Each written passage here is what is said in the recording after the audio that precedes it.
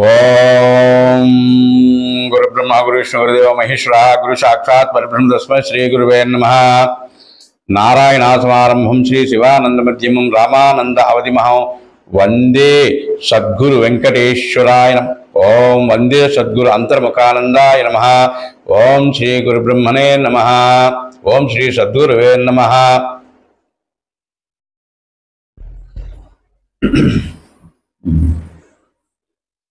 మీరు ఎప్పుడు బయలుదేరారు? మేము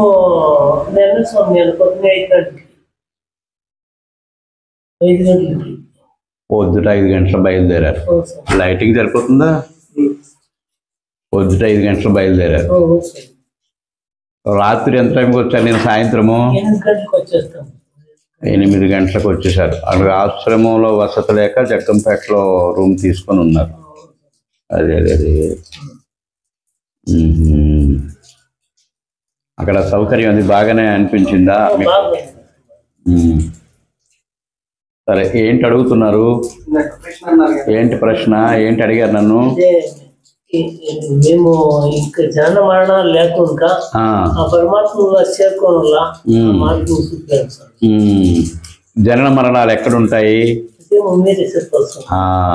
ఇప్పుడు ఒక పటానికి దారం కట్టి ఆ దారం పటం కలిసి ఉన్నంత వరకు, దారం తెగనంత వరకు అది ఆ యొక్క పరిధిలోనే తిరుగుతుంది. ఈ దారం ఉన్నంత వరకు. దారం తెగితే గాలిలో ఎక్కడికో పోతుంది. అది ఎక్కడ పడుతుందో తెలియదు. మానవ జన్మము కూడా అంతే.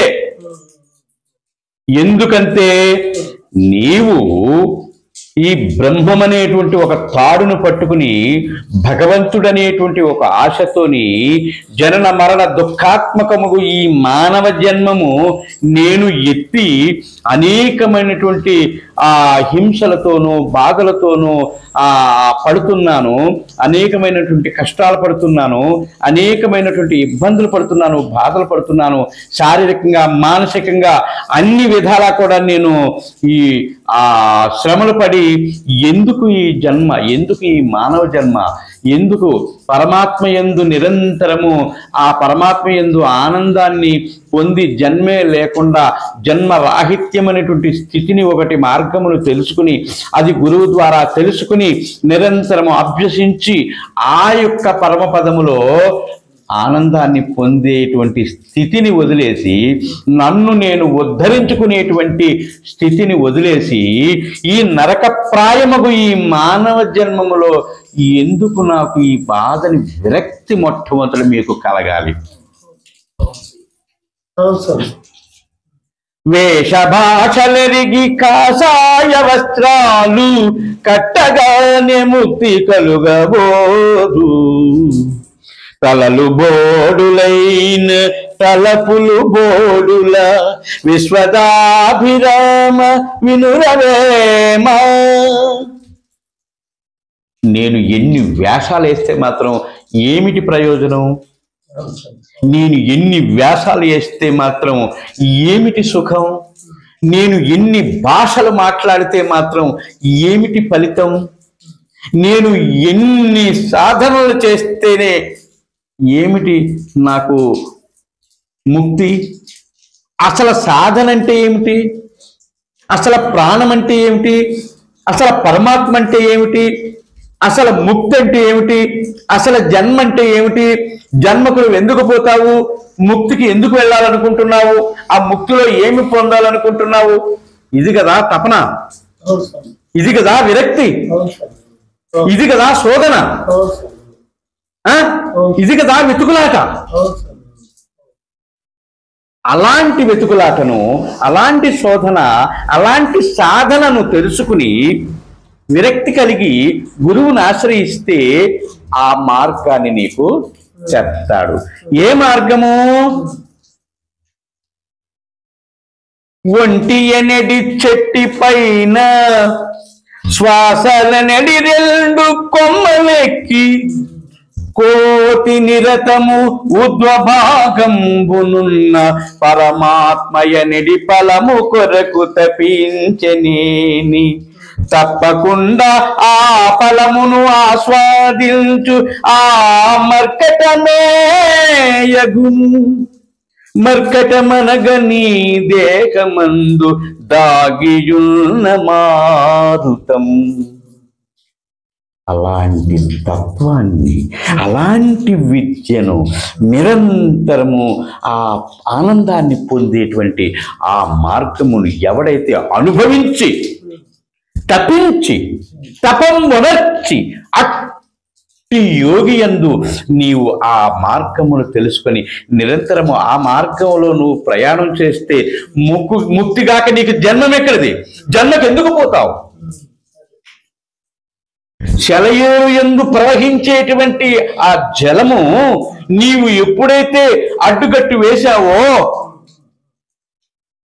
ఆ నీరు ఆగకపోతే ఇంకేం చేస్తుంది? ఎక్కడ దారి ఉన్నది దానికి? అలాగన నీ దేహమందు నీ మస్తకము నుంచి ఈ శిరసే బ్రహ్మాండము, ఈ బ్రహ్మాండమైనటువంటి ఈ శిరస్సు నుండి నిరంతరము స్రవించిపోతుండేటువంటి ఆ నీటి లాంటి ఈ ప్రాణవాయువు ద్వారా నీవు నశించిపోతున్నావు. నిరంతరము అదొక ప్రవాహము. ఆ ప్రవాహము 2 రంధ్రాల నుంచి నిరంతరము కిందకు ప్రవహిస్తూనే ఉన్నది. అలా ప్రవహించడం వల్ల నీ ఆయుష్ తరిగిపోయి ఈ శరీరంలోంచి ఆ ప్రాణము బయటకు పోయి ముక్కులోంచా, నోటిలో నుంచా, కంటిలో నుంచా, చెవుల్లో నుంచా, మలమూత్ర ద్వారాలలో నుంచా ఏదో ఒక రంధ్రములో నుంచి అవసాన కాలమునందు ఆ శరీరంలోంచి బయటికి ఏవో స్థూల రంధ్రాలు కాబట్టి బయటకు పోతుంది. సునాయాసనంగా ముక్కులోంచి పోవడానికి ప్రయత్నం చేయక్కర్లేదు, నోట్లోంచి పోవడానికి సాధన చేయక్కర్లేదు, కంటిలోంచి పోవడానికి సాధన చేయక్కర్లేదు, చెవుల్లోంచి పోవడానికి సాధన చేయక్కర్లేదు, ముడ్డులోంచి పోవడానికి ప్రాణం సాధన చేయక్కర్లేదు. ఇవి స్థూల రంధ్రములు. ఈ నవరంధ్రములను మూసి, ఈ నవరంధ్రములను కప్పి సాధన చేసి దశమ ద్వారాన్ని, 10వ రంధ్రాన్ని ఎవడైతే ఆ సుషుమ్నా ద్వారాన్ని తెరుచుకుంటాడో, తెరుచుకుని తన ప్రాణాన్ని అందులో లయింప చేస్తాడో అట్టివానికి కదా ముక్తి, అట్టివానికి కదా జన్మరహితము, అట్టివానికి కదా శాంతి. ఆ విధమైనటువంటి మార్గాన్ని తెలుసుకుని సాధన చేసుకోవాలి. ఈ సాధన చేసుకోవడానికి భార్య పిల్లల్ని విడిచిపెట్టి, సంసారాన్ని విడిచిపెట్టి ఎక్కడికో కొండ గుహలకో, అరణ్య మధ్యానికో, నదీ సైకతలములందో నీవు పోయి తప్పించవలసిన అవసరం లేదు. నిరంతరము నీకు తపన కావాలి కానీ, నిరంతరము నీకు తపన కావాలి, నీవు విరక్తి పొందాలి. కానీ నువ్వు ఇంటి 4 గోడల మధ్య తలుపులు వేస్తే అదే గొప్ప అరణ్యము, అదే గొప్ప కొండ గుహ, అవునా? అదే నిర్జన ప్రదేశము. వివిక్త దేశాసీనో విరాగో విజితేంద్రియ భావయేదేకమాత్మానం తమంతమనన్యది. నువ్వు ఏకాంతానికి పోవాలి. ఏకాంతమైన సమస్థలమైనటువంటి స్థలాన్ని చూసుకోవాలి. అక్కడ చక్కగా ఒక ఆసనం వేసుకోవాలి. దర్భాసనమా, జింకాసనమా, ఏదో ఒక ఆసనం, కంబలి ఆసనమా, ఏదో ఒక ఆసనం వేసుకోవాలి. వేసుకుని దాని మీద స్థిరంగా కూర్చొని, పద్మాసనం వేసుకొని కూర్చొని నడుము నిఠారుగా నిలిపి, వెన్నుముకను వంచి నిలిపి ఆ యొక్క ఆ 2 కోతుల్ని, అంటే ఉచ్ఛ్వాస నిశ్వాసల్ని 2 మీదకి ఆ శిరస్సులోనికి, ఆ బ్రహ్మరంధ్రంలోనికి దాకా ప్రవేశింపచేసి అక్కడే లయింపచేస్తే జన్మం ఎక్కడది నీకు? మరణం ఎక్కడది నీకు? జన్మం ఉంటే మరణం ఉంటుంది, జన్మే లేకపోతే మరణం ఎక్కడది? గనుక అట్టి గురువుని ఆశ్రయించి విద్య పొందాలి.